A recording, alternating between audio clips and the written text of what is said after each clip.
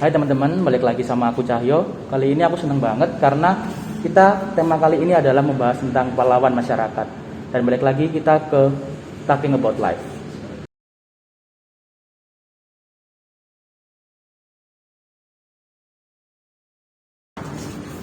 Ya teman-teman, balik lagi sama aku. Kali ini ada Mas Zen di sebelahku sebagai CEO dan juga founder Peduli ya Mas ya. Ya. Sebenarnya Mas Zen sendiri ini sebenarnya dari atau bagian sampai itu apa? Pendidikannya atau sekolahnya gitu? Saya pendidikan S1. S1? Ya. Lulusan tahun 2018. 2018 berarti Ya. barusan. Saya baru di Surabaya 3 tahun yang lalu. Dari S1 mana Mas? Saya Kampusnya? satu kampus di salah satu kampus di Malang. Namanya? Namanya Universitas Muhammadiyah Malang. Oh, UMM. Ya. Saya ada teman di situ Mas. Oh, UMM. ada. Dosen saya juga dari UMM juga. Yang besar itu kan Mas, yang ada Yang di bawah itu. Iya itu. Dari sampean sendiri di UMM itu jurusannya masuk apa? Sebetulnya nggak nyambung ya karena backgroundnya jurusannya ilmu teknologi pangan. Di kuliah itu jurusan belajar tentang ngolah makanan. Iya. Belajar gimana sih cara supaya bisa mengawetkan makanan. Rekayasa, misalkan ya kayak duren nih. Duren kan misalkan musiman. Iya. Kita rekayasa gimana cara supaya duren setiap hari ada. Kurang lebih seperti itu. Kita merekayasa genetika makanan. Nah, terus Mas, untuk dari teknologi pangan, Ya. tiba-tiba ada tercetus ide mau kayak membuat Peduli Surabaya itu dari mana? Kan itu kan pasti kan kalau jauh pasti ya udah kayak nggak masuk gitu loh Mas. Kecuali sampean kalau buka usaha eko atau buka usaha vegan makan vegan masih ada sambungannya. Itu gimana awalnya? Ya. Jadi sebetulnya background saya emang dari kecil memang udah bisnis ya. Sejak sekolah sudah ikut MLM, di semester 1 udah punya bisnis. Saya kuliah baru 2 minggu sudah buka bisnis di Malang. 2 minggu kuliah sebuah Terus bisnis. ikut kompetisi langsung menang di kampus. Habis itu kita punya langsung 2 cabang di Solo sama di Malang. Dalam kurun waktu semester 1-2. Habis itu nambah bisnis A, B, C yang dimana waktu itu masih muda, masih bergebu-gebu dan kita kurang konsisten ya. Jadi banyak kebangkrutan yang saya alami sebetulnya. Jadi kalau boleh dikatakan background saya itu udah banyak bisnis yang saya bangun yang pada akhirnya membuat ada titik di mana saya berpikir kayaknya hidup itu bukan tentang apa yang kita butuhin deh. Karena ada hal lain juga gitu. Nah, saya pikir gimana kalau misalkan kita mengkolaborasikan apa yang kita inginkan dan apa yang bisa kita berikan kepada orang lain. Nah, di situ tercetuslah Peduli. Terus berarti Peduli ini berdiri pada kapan tanggalnya? Nah, Peduli berdiri pada tahun 2018. Jadi waktu itu ada gempa di Palu. Waktu itu masa-masa skripsi sebetulnya. Jadi saya pikir saya tergerak hati untuk berkontribusi terhadap gempa waktu itu di Palu. Saya membuat akun Instagram. Setelah itu ternyata nggak ada orang yang donasi. Ada satu orang donasi, dia ngasih pakaian bayi ya satu aja. Habis itu nggak ada lagi karena emang nggak ada followernya. Dan ternyata itu adalah kegagalan pertama di Peduli. Kita nggak ngasih donasi pakaian itu ke Palu karena kita juga nggak punya akses di Palu. Jadi kita kasih ke tetangga yang memang membutuhkan itu. Sejak saat itu kita pikir bahwa ini kegagalan pertama dan kita nggak boleh menyerah sampai di situ. Nah, kita akhirnya berpikir gimana caranya supaya Peduli bukan sekedar gerakan gimana kita bantu sosial, tapi lebih profesional dan lebih berdampak daripada itu. Awalnya itu sampean sendiri, maksudnya buat satu kayak Peduli itu gerakan satu orang sampean sendiri atau ayo rek buat sendiri. Benar-benar aku sendiri. Habis itu nggak ada yang bantu, nggak ada yang nolongin, memang sendiri. Habis itu baru lulus ke Surabaya. Baru di Surabaya kita mencoba untuk cari orang-orang yang tergerak juga hatinya, gitu. Karena saya yakin karena ini gerakan sosial, jadi kita nggak bisa ngelakuin sendiri. Karena saya selalu punya prinsip kita harus punya semangat gotong royong. Karena dengan semangat gotong royong, apapun masalah sosial bisa kita selesaikan bersama. Iya sih Mas, emang sebenarnya kita itu bisa menghadapi tergantung kayak kita harus membantu gitu. Ya benar. Saya lupa sih statementnya siapa Mas. Pernah ada di internet itu gini. Semisal orang kaya se-Indonesia itu membantu korban COVID, nggak ada orang yang mati, nggak ada orang yang kesusahan rumah sakit dan lain-lain. Tapi ya sayangnya banyak orang yang udah punya lupa akan membantu. Jadi sampai sendiri tuh benar-benar sendiri satu orang single factor. Itu nggak pernah gini mas. Aduh, ini gagal lagi. Kan sampai ada pengalaman gagal ya kayak, wah, ini aku dewe ini kayak wah pada power ini nggak ada pikiran kayak gitu awal itu. Saya ngerasa bahwa kegagalan adalah makanan sehari-hari ya. Jadi it's okay untuk berada dalam kondisi gagal gitu. Yang penting ketika gagal itu dijadikan pelajaran gimana cara supaya kegagalan ini jadi pelajaran supaya lebih bertumbuh lagi. Jarak dari sampean sendiri ini ya sampai ada partner itu jauh lama? Enggak sih. Jadi waktu itu saya lulus tahun 2018 di Malang, habis itu saya pindah ke Surabaya di tahun 2019. Awal-awal saya di Surabaya, saya bisnis ayam geprek itu di belakang Royal Plaza. Di Ketintang saya bangun ayam geprek, terus ya naik turun ya, kita nggak sampai setahun bangkrut. Nah di masa-masa sulit itu saya pikir saya harus punya cadangan ya sebelum bisnis ayam geprek saya bangkrut. Akhirnya saya berpikir, dulu di tahun 2018 saya punya akun peduli nih, gimana biar ini lebih besar lagi. Akhirnya saya geluti lagi, saya langsung cari satu partner, yang dimana dari satu partner itu menghasilkan banyak orang sampai sekarang. Sekarang berapa mas totalnya sekarang gitu? Untuk orang yang terlibat ya? Iya, orang terlibat. Termasuk karyawan, intern, relawan, itu ratusan ya. Ratusan? Itu ratusan. Surabaya mas ya? Iya, se-Indonesia ya. Lebih relawan ya. Karena untuk relawan sendiri kita udah ratusan, pendaftarannya aja untuk tahun ini kemarin lebih dari 600 orang se-Indonesia. Ya berarti mungkin 1000 bisa mas. Bisa. Target kita di tahun ini 1000 volunteer. Ya. Berarti sampean sini sih mas, aku masih nggak bisa menalar ya. Kayak sampean sendiri terus buat Instagram, pasti kan harusnya ada basic entah itu edit atau digital marketing itu gimana itu? Enggak sih, karena basically kalau di dalam startup tuh ada 3 jenis ya, ada hustler, hipster, sama hacker kalau di startup. Nah saya kalau hipster tuh orang-orang yang desain, ya. Kalau hacker tuh adalah orang-orang yang jago di teknologi, bikin coding. Kalau hustler ini adalah orang-orang yang suka di manajemen bisnis atau CEO-nya. Nah, saya lebih dominan hustler.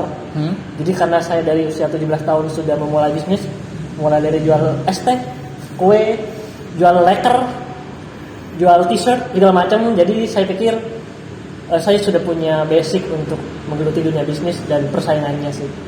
Sehingga sebetulnya itu yang membuat Peduli bisa bertumbuh sampai sekarang. Ya. Dari Peduli sendiri, Peduli Surabaya ini mas, kira-kira itu berarti kegiatan di dalam itu ada apa aja sih?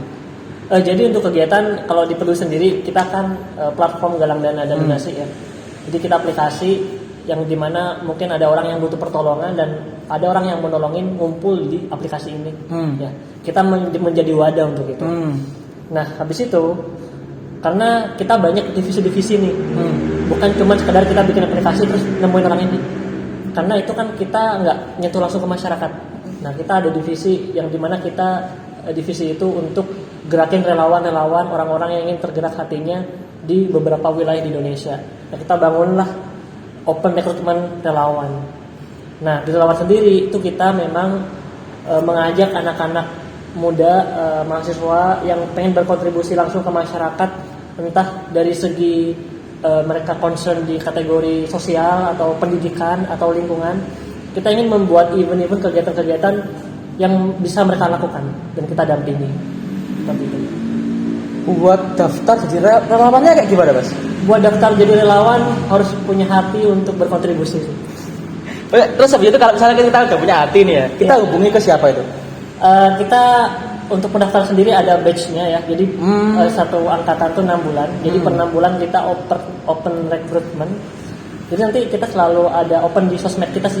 Sering-sering pantau aja sih. Sosmednya itu Peduli Indonesia itu ya. Kalau yang Peduli Surabaya, Peduli Malang, Peduli yang lain itu sebetulnya akun yang dikelola sama volunteer ini. Tapi kalau official itu yang Peduli Indonesia. Berarti volunteer ini anggapannya kayak PIC-nya di Kota Peluit tadi ya? Betul. Mereka adalah orang atau sesuatu yang menjadi tangannya kita di masyarakat ya. Jadi kita bisa menjangkau si Indonesia gitu kan? Harapannya seperti itu. Ya. Karena memang itu visi kita. Visinya kayak gitu emang ya. Nah, ini agak balik lagi ke tadi mas ya. Kan peduli ini kan katanya masnya kan ada basic bisnis ya. Ya. Nah, ini kan anggapannya kan ini kan relawan lah hitungannya kan kayak aksis organisasi sosial lah. Kira-kira apa Mas untung dari peduli sendiri tadi? Oke. Jadi peduli ini sebetulnya kan startup ya. Jadi pasti ya kita butuh uang ya. Pasti kita gimana supaya setidaknya kalau bukan buat kita, buat operasional lah. Nggak mungkin lah kita pure semua 100% nggak. Iya betul kan, kita juga butuh dana. Iya benar. Butuh dana, butuh peralatan ya. Jadi di peduli itu namanya kita social enterprise. Social enterprise ini adalah gimana bisnis yang kontribusi terhadap sosial, tapi juga ada segi bisnisnya. Nah di peduli sendiri kan kita setiap donasi yang terkumpul kita ngambil 5%. Ya. Jadi nggak yang 100% didonasikan. Nah itu buat apa? Itu buat operasional, buat kita, buat gaji karyawan ya, buat bayar ABCD segala macam ya. Dari situ kita juga kerjasama sama CSR di perusahaan-perusahaan ya.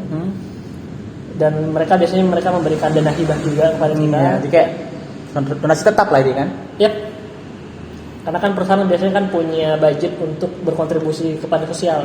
Lebih-lebih itu perusahaan yang memang fokusnya terhadap lingkungan ya, kayak misalkan mereka perusahaan kertas ya mungkin atau perusahaan kayu, karena mereka ngambil sesuatu dari bumi, mereka harus berkontribusi terhadap bumi lagi biasanya. Nah itu memang sesuai dengan perundang-undangan mereka harus mengadakan uang CSR yang dimana itu ada kontribusi terhadap sosial.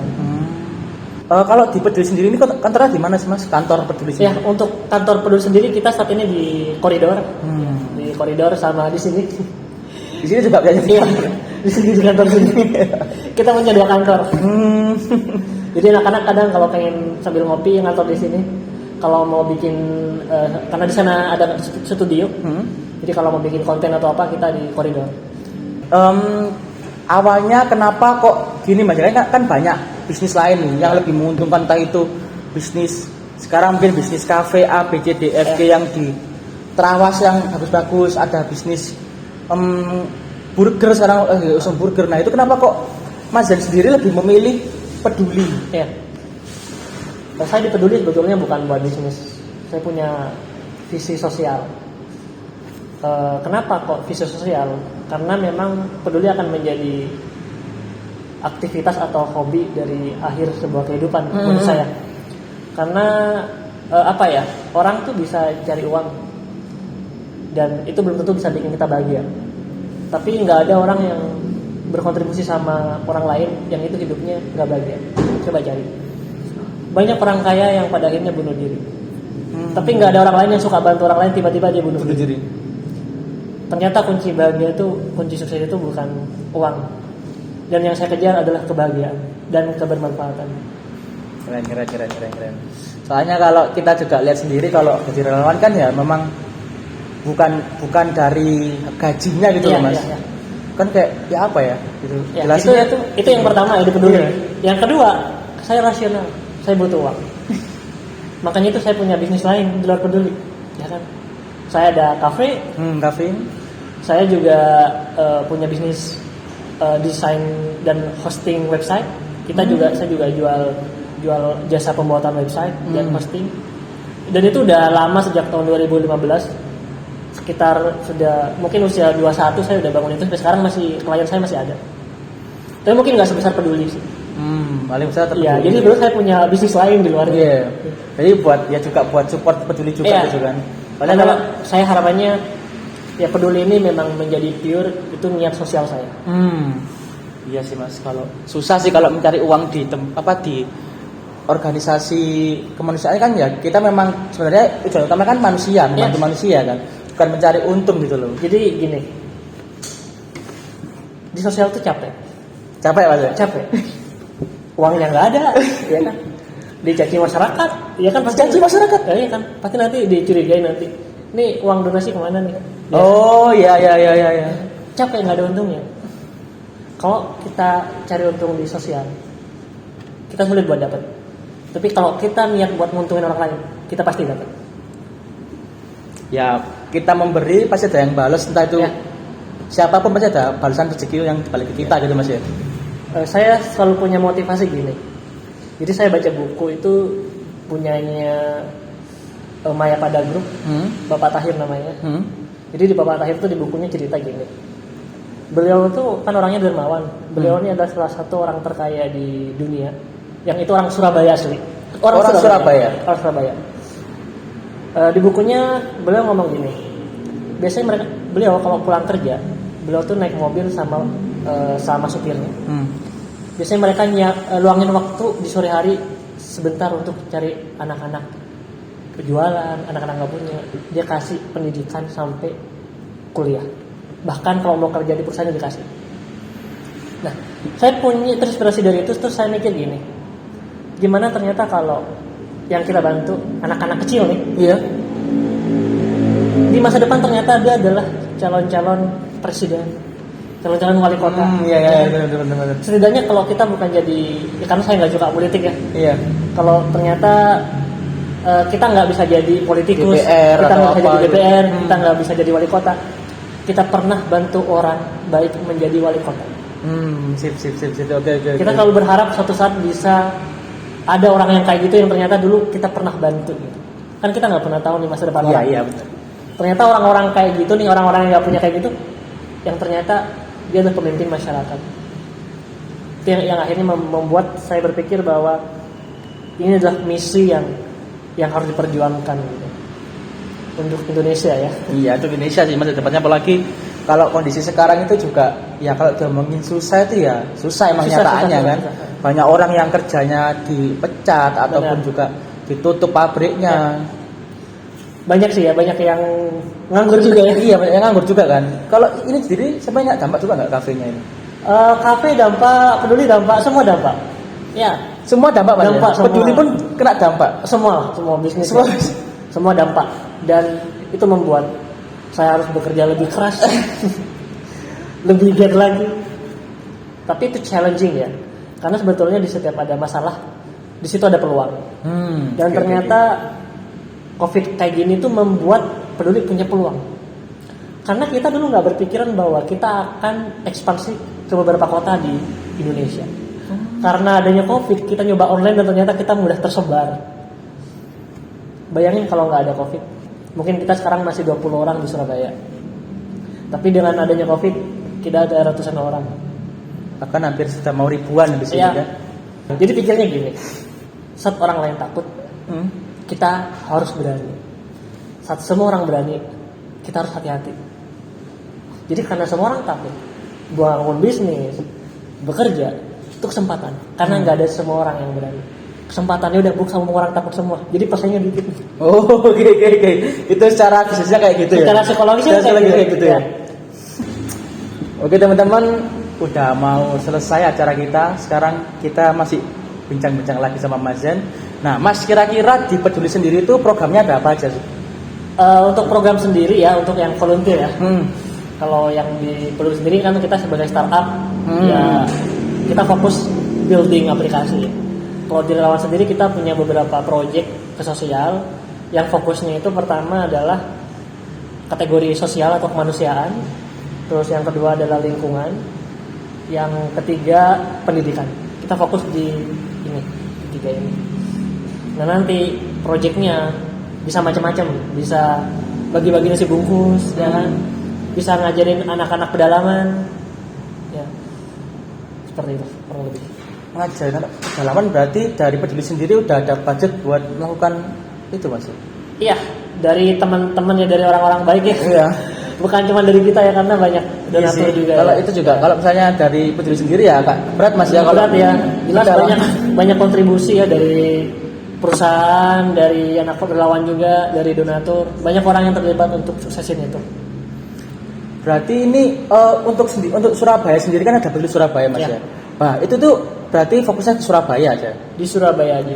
Misalkan ada ngajar yang lain Surabaya itu nanti dilemparkan ke yang kota lain. Kalau untuk kota lain itu kita kan ada relawan sendiri. Ada berapa kota Mas? Untuk saat ini yang benar-benar aktif masih 2 kota ya. 2 kota. Malang dan Surabaya. Malang dan Surabaya. Memang kalau Malang kan dari Malang sendiri. Iya benar. Kalau Surabaya ya tinggal di sini. Ya. Tapi kalau dalam waktu ya itu kan singkat Mas ya, 2 tahun lah kurang lebih.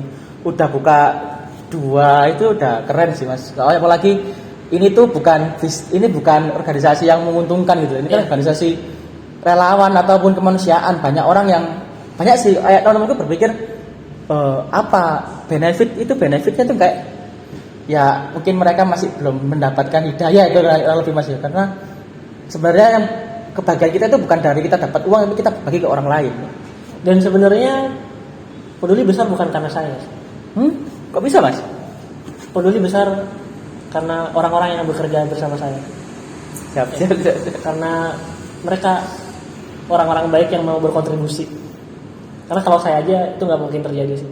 Iya sih, kalau sendirian ya gimana ya Mas ya. Jadi juga banyak orang di belakang Mas Zen ini untuk membesarkan peduli sampai sebesar sekarang. Makanya saya ingin mengucapkan terima kasih kepada semua orang yang terlibat.